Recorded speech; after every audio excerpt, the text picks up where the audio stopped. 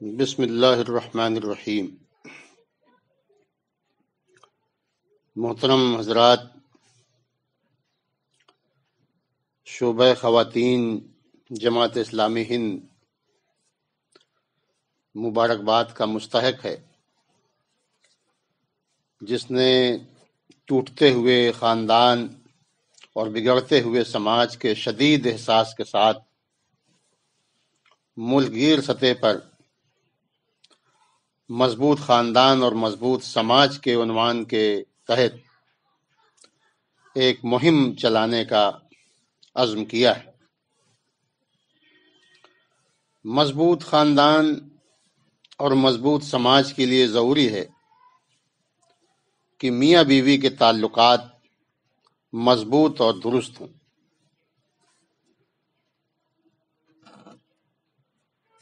اگر یہ کہا جائے کہ خاندانی نظام کا آغاز شوہر اور بیوی کی پاکیزہ ازدواجی زندگی سے ہوتا ہے تو غلط نہیں ہوگا، کہ اس دنیا میں سب سے پہلے انسانوں کے درمیان پہلا رشتہ ازدواجیت کا ہی قائم کیا گیا۔ باقی تمام رشتے اسی بنیادی رشتے کی پیداوار ہیں۔ آپ دیکھیں، ماں ہو یا باپ، بہن ہو یا بھائی، بیٹا ہو یا بیٹی، ازدواجی رشتے کے بغیر ان میں سے کسی رشتے کا وجود میں آنا ممکن نہ تھا۔ اس لیے اس ازدواجی رشتے کی خوشگواری، استحکام اور پائیداری اسی وقت ممکن ہے جب شوہر اور بیوی دونوں ہی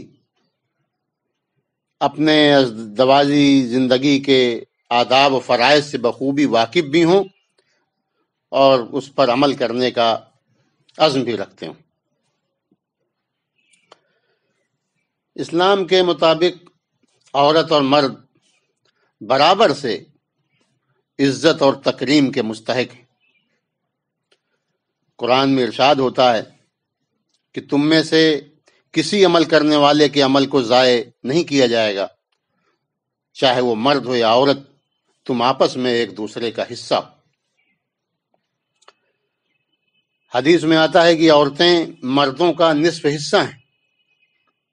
دوسرے الفاظ میں یہ کہا جا سکتا ہے کہ عورت مرد کی شریک حیات ہے، اور اسی طرح مرد بھی عورت کا شریک حیات۔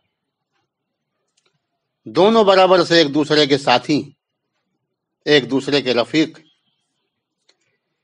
کسی فرد کے اندر تمام صفات نہیں ہو سکتی، اس لیے اللہ تعالیٰ نے صفات انسانی کو دو حصوں میں بانٹ دیا ہے۔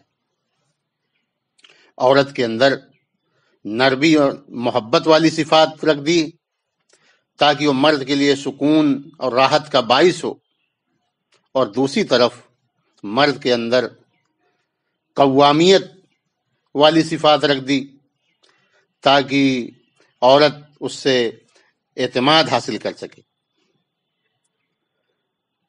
صفات کے اس فرق کے نتیجے میں دونوں کا میدان کار الگ الگ ہو جاتا ہے، جو کہ بالکل فطری ہے۔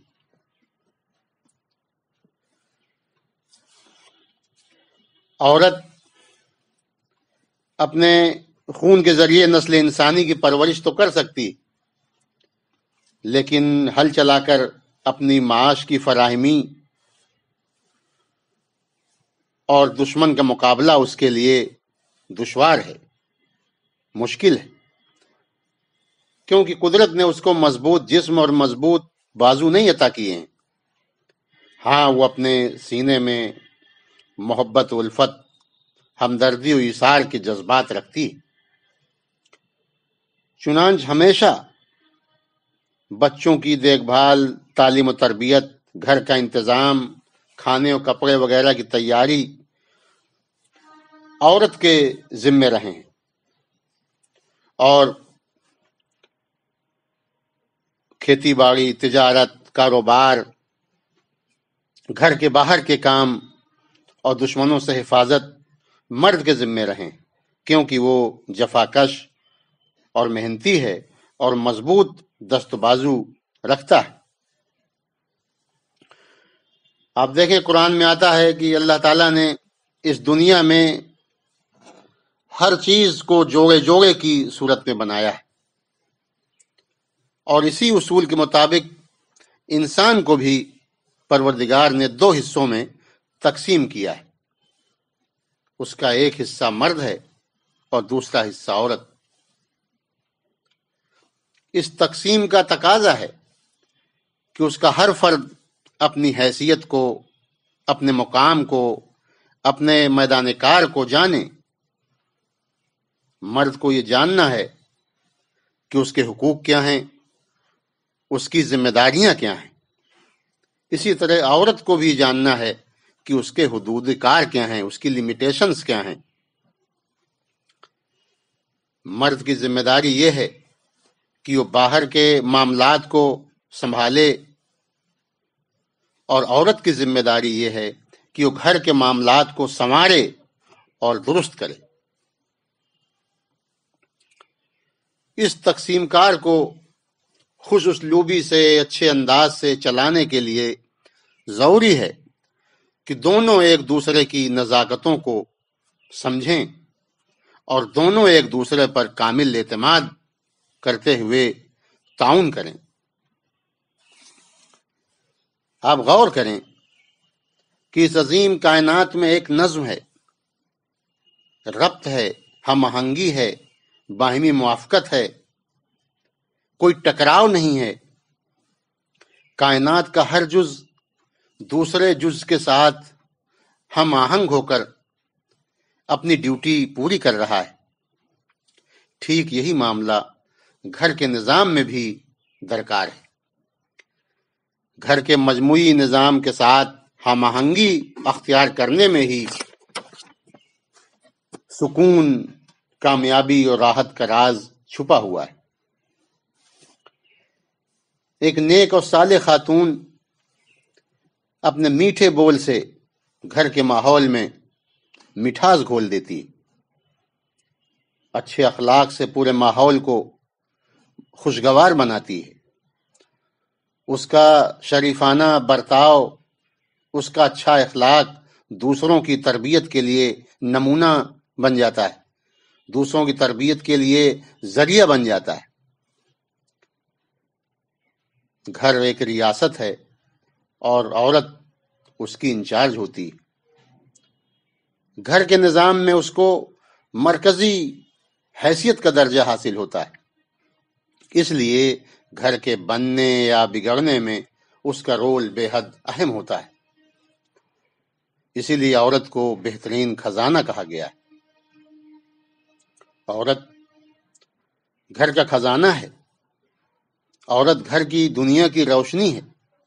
آپ صلی اللہ علیہ وسلم نے فرمایا کہ دنیا کی چیزوں میں سے کوئی چیز بھی نیک اور صالح بیوی سے بہتر نہیں ہے۔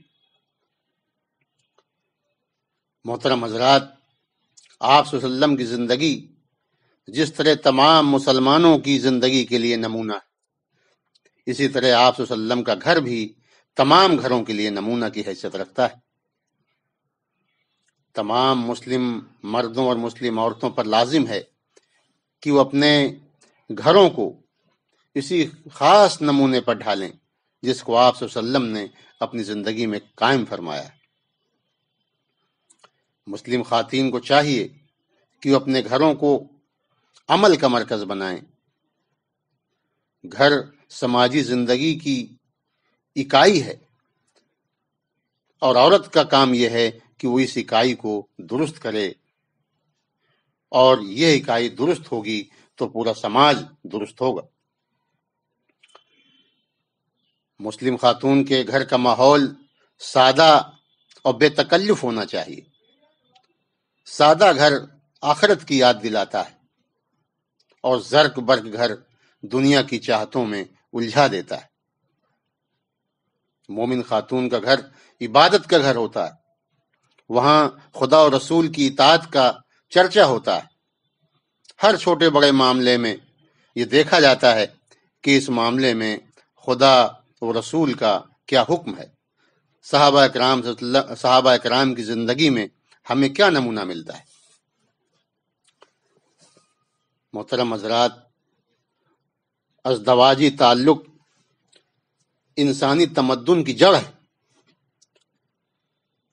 زوجین کے تعلقات کی درستی پر پورے انسانی تمدن کی درستی کا مدار ہے۔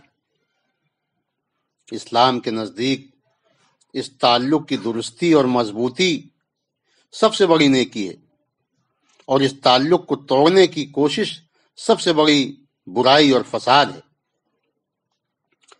قرآن کریم نے میاں بیوی کے تعلقات کو اجتماعی زندگی کے لیے بنیادی اہمیت دی ہے اور انہیں خوشگوار رکھنے کی تاکید کی ہے، اور یہ ہدایت دی ہے کہ ان تعلقات کو رحمت و مودت، عدل و انصاف اور ایثار و فیاضی کے ساتھ مستحکم رکھنے کی، خوشگوار بنانے کی کوشش کی جائے۔